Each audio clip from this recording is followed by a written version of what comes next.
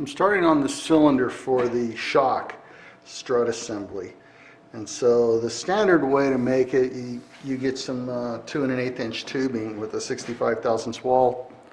Well, I couldn't find that anywhere, and so I'm doing it by this alternate note down here on the bottom that you can take a piece of 2 3/8 steel 1020 and turn that down. So that's what I got here, and I'm going to put it on the lathe and cut it down on the outside wall thickness, and you integrate this cap that's shown separately into it.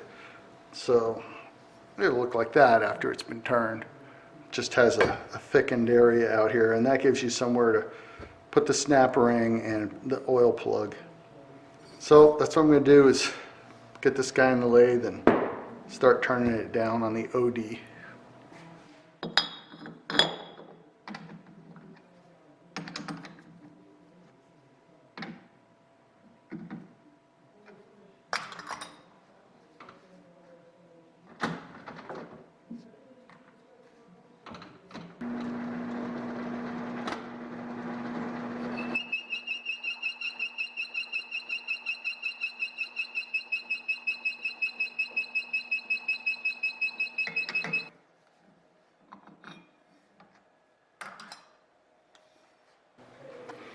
Alright, so I'm just going to take this and put it in my vise here on the mill and use that to square off this end. Because this is so thin, if I put it back in the lathe, it's really a pain to hold and you're trying to face it off way out there. This looks a lot better. So I've got 2 of these shock cylinders made. And now I need to put the snap ring that goes in the end down here. And a smarter way to do it probably would have been to leave this full thickness, put that groove in, and then turn this down. But I didn't do it that way. And it still would be a problem because this thing's so long. So here's what I've come up with on my setup to throw things on the ground. Put that groove in. So I made a quick down and dirty steady rest that fits in the drill chuck. I don't have a steady rest. I didn't want to build a big one.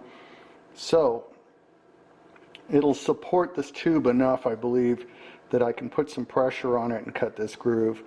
And then I've just machined a tool that has a nice little groove on it, and it's an offset tool so I can get in there the 1/8 of an inch that is called out on the plans. So we'll see how this goes.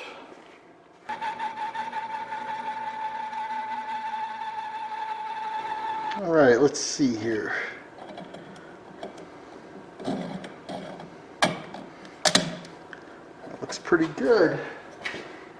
Let's see how well I got the depth. It's within 30 thousandths, so that's pretty good. I'll do the other one.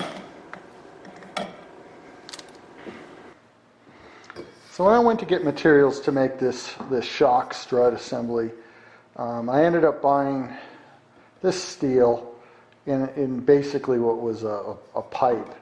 And the repercussions of that is after I cleaned up the ID, it's a little over 2 inches. It's 10-15 thousandths over, and I haven't honed it yet, so it might end up 20 thousandths over. Well, that's not a big deal because I can make the piston a little bigger. A seal couldn't give a damn about 10 thousandths difference or 20 thousandths difference. Realistically, in diameter, it does care in how much clearance there is.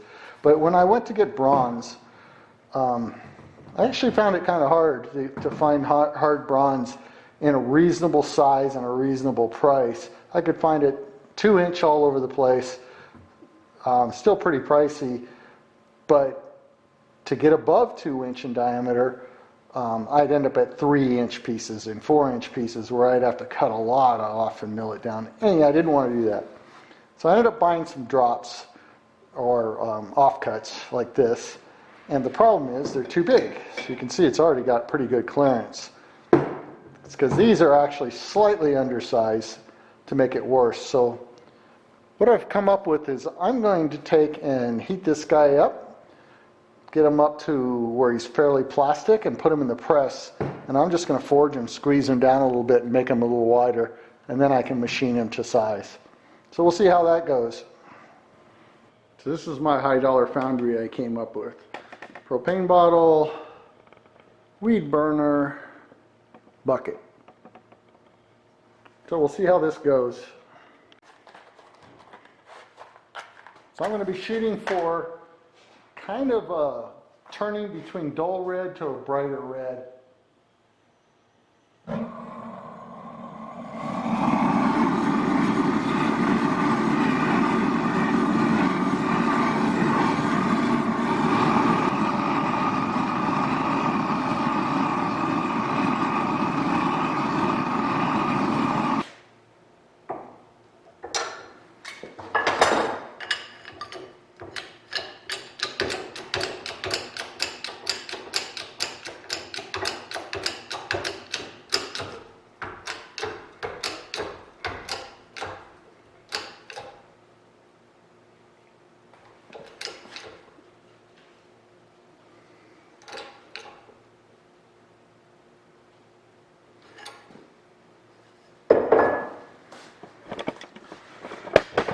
And if you look, you can see that it's bulging out at the sides. So I'm going to run through another cycle, but I probably already have enough material to turn it down to what I need.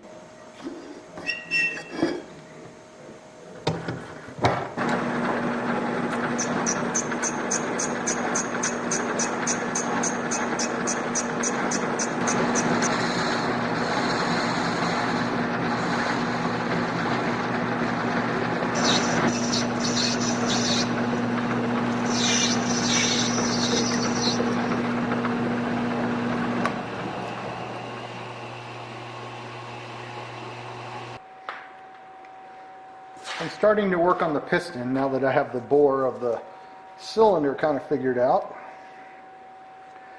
And so I started out with a rather large piece of material, and it was square, so I got a little bit of turning to do here.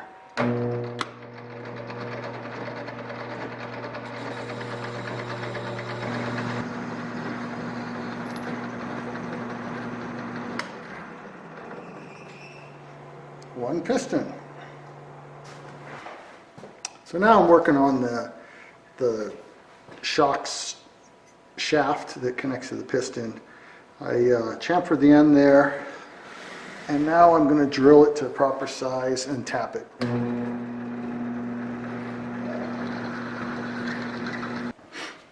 Alright, so I'm going to clean up this shaft and piston that I welded.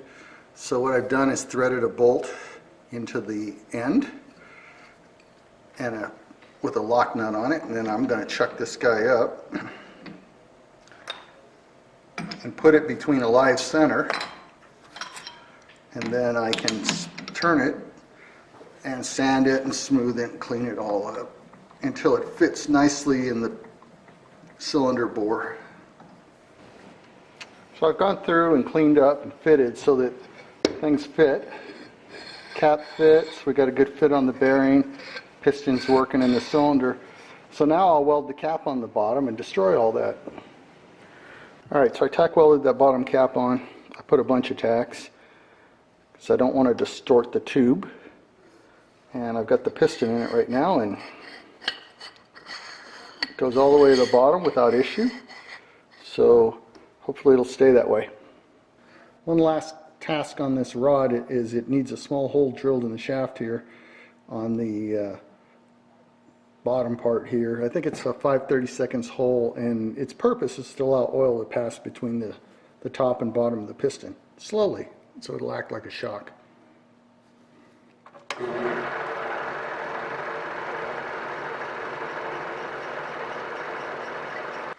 So what I'm up to now is I need to lock this shaft 1 3/8 extended out of the strut, and that'll be the dimension we use with no weight on the plane to set up the strut length. So I've got a piece of, I think this is 1.5 inch PVC pipe that's 1.5 inch, and it hits on the outside of the piston, so perfect. And I'm going to drop that in there, and now I can put the piston in, and I've got to cut one for the top here It'll be the right length so that I can put the cap in, and then this guy will be extended 1 3/8 more than where it is when it's bottomed out. And then I can use that for my setups to figure out how long to make the tube that goes down to the landing gear bottom.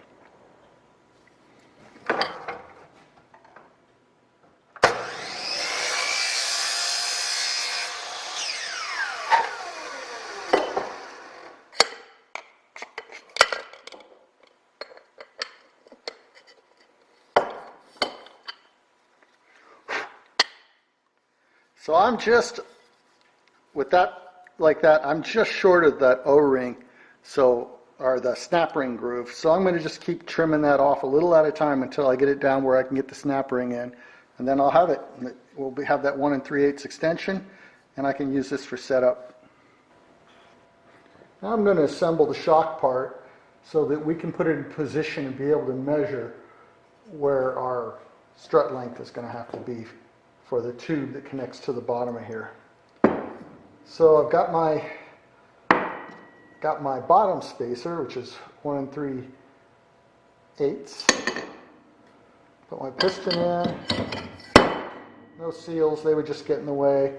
My top spacer came out a little short after I messed with it, so I just put some tape on it, which is fine. It's certainly not a critical dimension. The bottom part would be the critical dimension, and I use the word critical loosely because sure, it doesn't need to be very accurate. So I put that in. We'll snap ring it.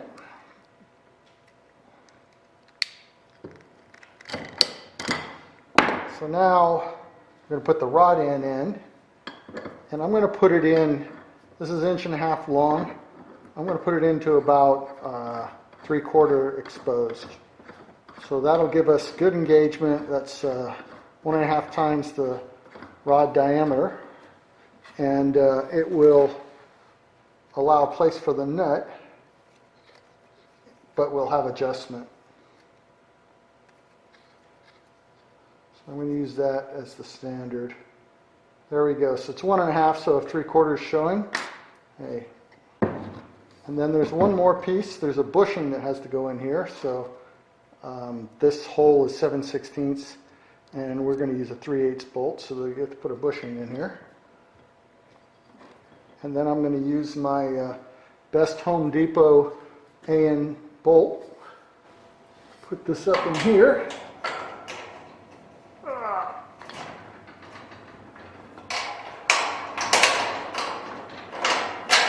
Ta-da! And so now we can work on the actual strut that goes down to the end of the landing gear. These are the tubes that go on the bottom of the shock to make the strut, and I've already got this one started.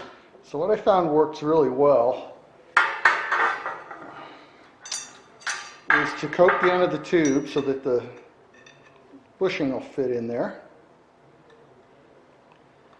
like that, and then I went ahead and welded it on each side, and then I just smashed it in a vise. And so once it's welded, it can't splay out so far, and you get it having to cut the tube and try to bring the material back in. So anyhow, that worked really well. So that's what I'm going to do on this one. Same thing. I'll weld it on the ends, smash it down, get the angle I like here, and then I'll do the complete weld on it. So I finished welding the strap around the end of the strut. So now I want to start to cut it to length so that I can weld it on the end of the shock. So I need the bracket down on the end of the leg here where it attaches. And I don't have the material, and the material that's coming is delayed, and anyhow. So I made up a temporary bracket out of some 32,000s. I'm going to put that on the end of here. And then I'm going to get this thing temped up in position. And so I will probably just duct tape it for right now. That'll get me the angle that that lower bracket needs to be tack welded on the end there. And I'll just tack weld it in and cut it off later. But I'll get all the angles correct. Then I can start working on actual length, cut the tube off, weld it to the shock. So I tacked that temporary bracket in place, got the bolt in there, I duct taped this thing to the shock. I've got the rod end inserted about 3/4 of an inch, which is 1.5 diameters, and that gives me adjustment both directions if I needed to make a fine adjustment. And the piston's been blocked by those PVC spacers so that we're 1 3/8 compressed on the spring. There's no spring in there, but that's the position it would be in. So I can go ahead and mark and cut my tube here.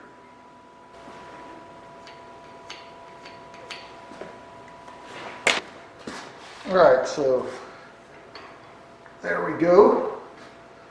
That length looks reasonable. I've got about a 1/16 to an 1/8 inch gap, which I'm fine with because that is not exactly in the right position, and I've got plenty of rod end to give it a little tweak if I want to make it perfect.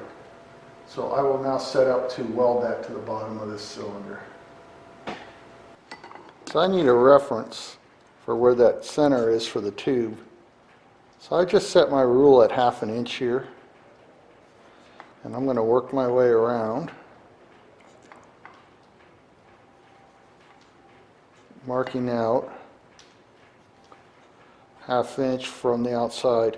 It's not going to be perfectly round because there's weld all out there, but it gives me a pretty good reference circle that I'll be able to line up the tube on and get a visual reference that I'm in the center or close. Alright, this is my setup to tack this tube to the bottom of the shock. So I've emptied it of the piston and the spacers I had, and I've taped a couple 1/4 inch spacers on this 2-inch angle that I'm going to use to line things up.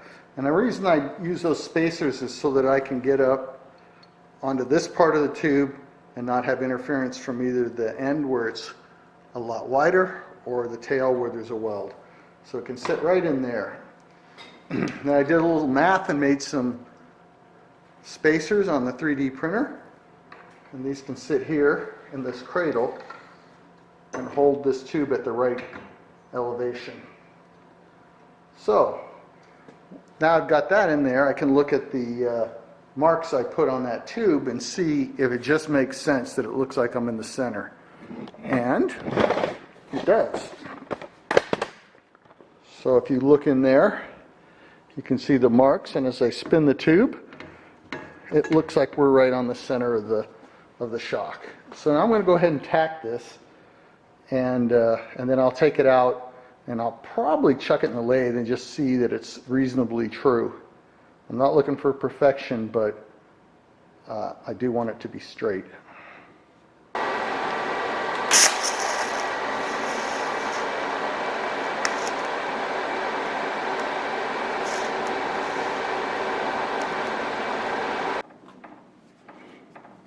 Alright, I put it in the lathe here and spun it. I've got about 40 thousandths run out, so that's pretty damn good for a welded part, so I'm happy with that. I'm just going to go ahead and tack it some more and then weld it.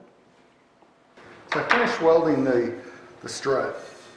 So the only thing left here is a cuff that goes on there, and I've got my material and I've made the lower bracket. So what I'm going to do is weld that on. I'm going to tack it on, put this in place, verify freedom of movement, that I've got the angles correct, and then I will weld this guy in place. So I got this set up to tack it. 30 degrees is what the plan calls out for that bracket, but I can't get on the top, so I'm on this face, so 60 is the actual angle for there. And we're right on, and I've got it clamped in place, and I'm going to go ahead and tack it. I've installed the strut, no spacers in it, no spring. I put the snap ring in, then slid the cap down on top of it so the cap wouldn't slide down in, just so I can check this motion. And it looks good to me. That's 3 or 4 inches of travel, and a die spring like this is 25% of its length or so maybe that you can compress it, so that would be a couple inches. So I can't see this thing moving more than 3. You just look at how little space there is between the wire, there's just not room to move it that much. So anyhow, you can see how far out it comes. Looks good to me. I'm going to go forward with welding up the lower brackets that hold the strut. So now I'm going to put these doublers on back here on that bracket. So they basically just sit on here. I'm going to bolt them in place,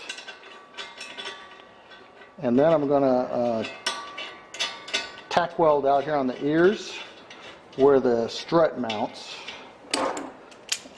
and then I'll use a hammer and close up these gaps. So see how far apart that is? So after I get this tacked up here, I'd probably put a real weld out here on the end, then I'll bring some of this in and get rid of that little gap that's there and clamp it out here and bring it in tight. So now with those kind of really welded more than tacked in a few places around the ears there, I'm going to bring this in a little, and I'm not going to be able to get it in very far, and I don't really need to, but it's a pretty good gap. I will clamp this to bring these ears in at the end, but right now I'm just going to hammer it a little bit.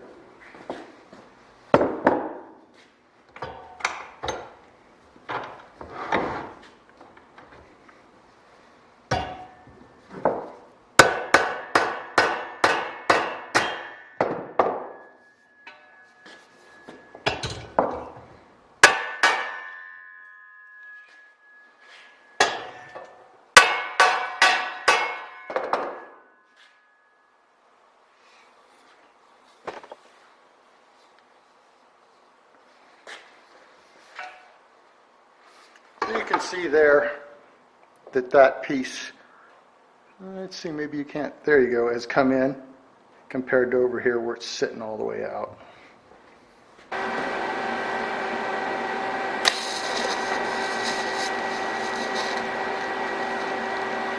Alright, I finished welding those side plates on, and I've cleaned it up. So now I need to put the plate that goes on the bottom.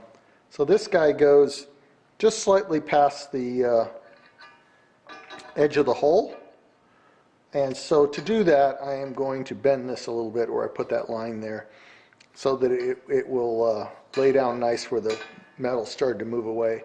So I will bend this end, and then I will take a hammer and form this around on this end down here and then weld that on. So this is all welded now. So there's that bottom plate after it's been bent around to conform to the tube. So one last thing on these struts is to put the collar that goes around here.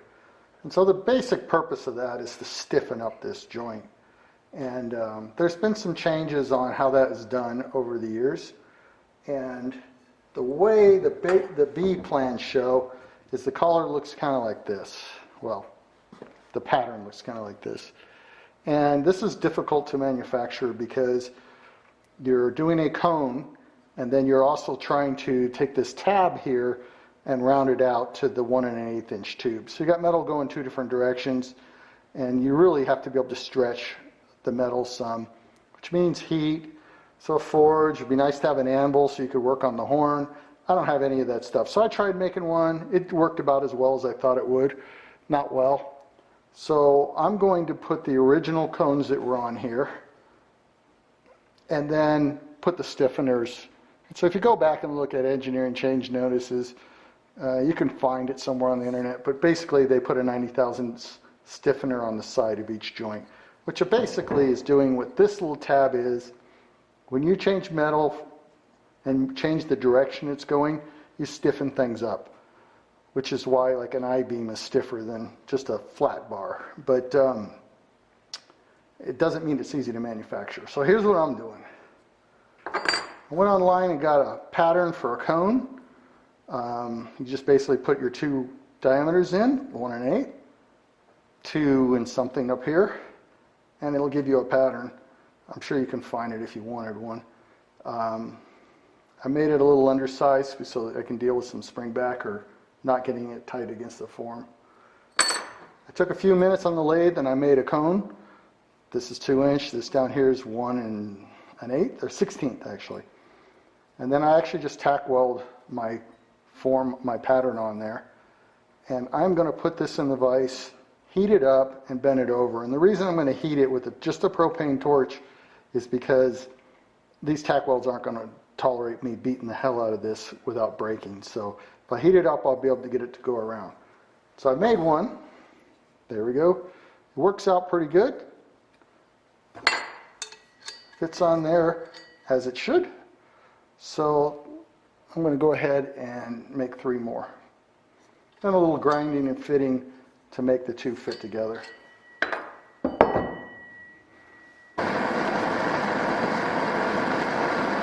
I got a little bit of a dull red.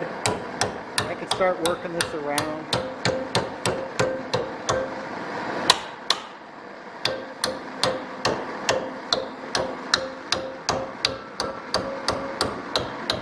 Okay, so I've got my basic cone, but it's not exactly following the form. So what I found I can do is kind of vice grip it here, and this is hard to do because it's a cone. It's an angle. There's not a nice flap to grab a hold of. But if I grab it like that and then put it in the vise, I can tap the last bit of it.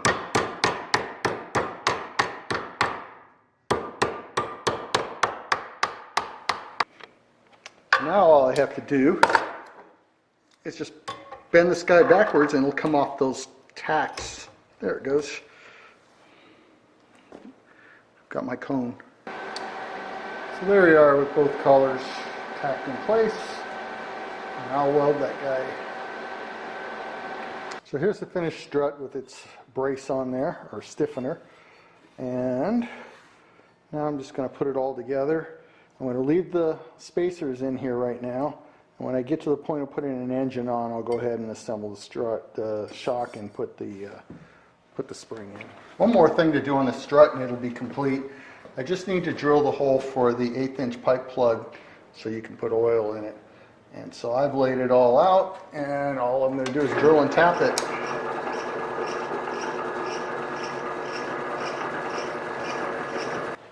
And with that, the struts are done. Now I've still got the spacers in them, no springs, no seals, no oil.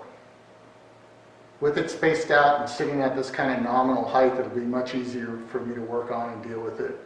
So later on, after an engine's on it and it's got some weight, then I'll put the springs in, the seals and the oil and everything.